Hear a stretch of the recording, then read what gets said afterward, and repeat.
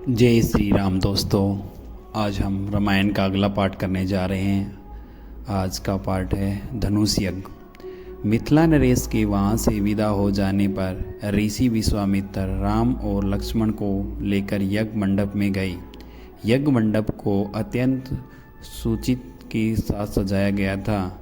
उस भव्य मंडप को देखकर लगता था मानो वह देवराज इंद्र का दरबार हो।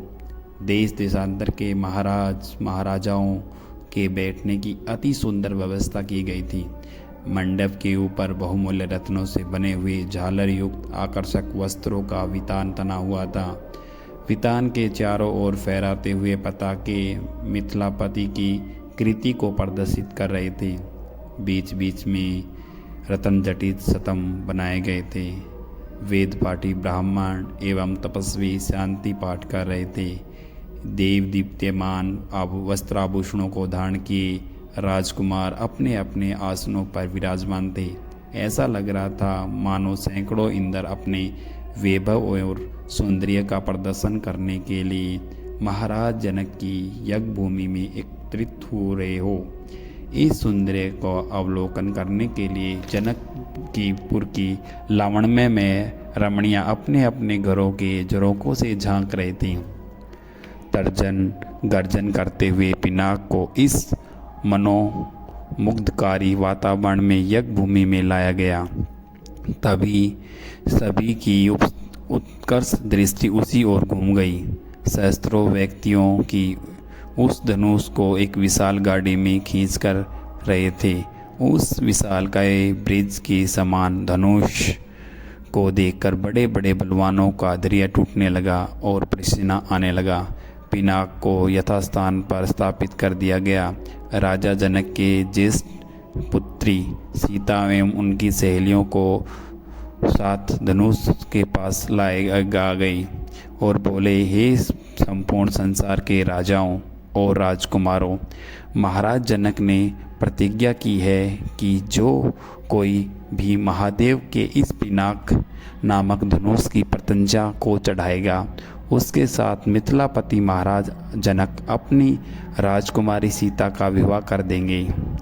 राजा जनक की प्रतिज्ञा को सुनकर राजकुमार राजा बारी बारी उस धनुष पर प्रत्यंचा चढ़ाने के लिए आए, किंतु भरपूर प्रयास करके भी उस पर प्रत्यंचा चढ़ाना तो दूर उस हिला भी न सके।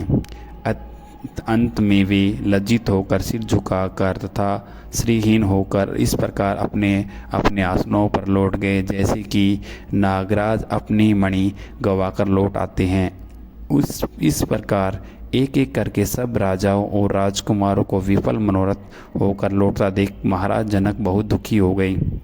उन्होंने बड़ी निराशा के साथ मर्मभेदी स्वर में कहा, संपूर्ण संसार के विख्यात शक्तिशाली योद्धा यहाँ विद्यमान है, किंतु बड़े दुख की बात है कि उनमें से कोई भी पिनाक पर प्रत्यंचा नहीं चढ़ा सका। उनकी इस असफलता को देखकर ऐसा प्रतीत होता है कि पृथ्वी शूरवीर क्षत्रिय से खाली हो गई है। यदि मुझे पहले से ज्ञात होता कि अब इस संसार में वास्तव में कोई क्षत्रिय योद्धा नहीं रहा तो मैं न तो धनुष यज्ञ का अनुष्ठान करता और न ही ऐसी प्रतिज्ञा करता। लगता है कि मेरी पुत्री सीता आयु पर्यंत कुंवारी रहेगी। परमात्मा ने उसकी विवाह योग्य वर नहीं लिखा। महाराज जनक की यह बात सुनकर उन सभी राजाओं और राजकुमारों ने, जो अपनी असफलताओं से पहले ही लज्जित हो रहे थे, सुत मन से दृष्टि नीचे झुका ली।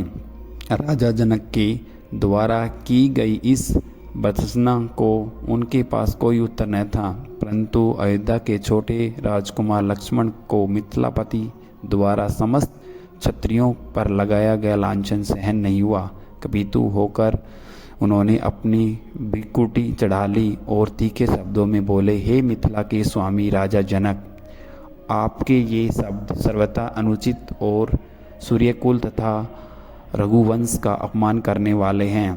आश्चर्य है कि आपने ऐसा अपमानजनक शब्द कहने का साहस कैसे किया। जहाँ प्रतापी सूर्यकुल का साधारण व्यक्ति विद्यमान हो वहाँ भी कोई इस प्रकार तिरस्कार भरे शब्द कहने से पूर्व अपने अनेक बार उस पर विचार करता है। फिर यहाँ तो सूर्यकुल के मणि श्री रामचंद्र साक्षात विराजमान हैं। आप शिव के इस पुराने पिनाक की इतनी गरिमा सिद्ध करना चाहते हैं।